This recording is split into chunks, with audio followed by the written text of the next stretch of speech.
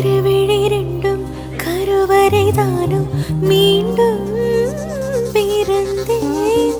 கங்கருவை போலே நெஞ்சுக்குள்ளே நானும் உன்னை சுமந்தேன். உன்னை போல யாரும் என்னை தாண்டி போனால் உன்னை நினைப்பேன்.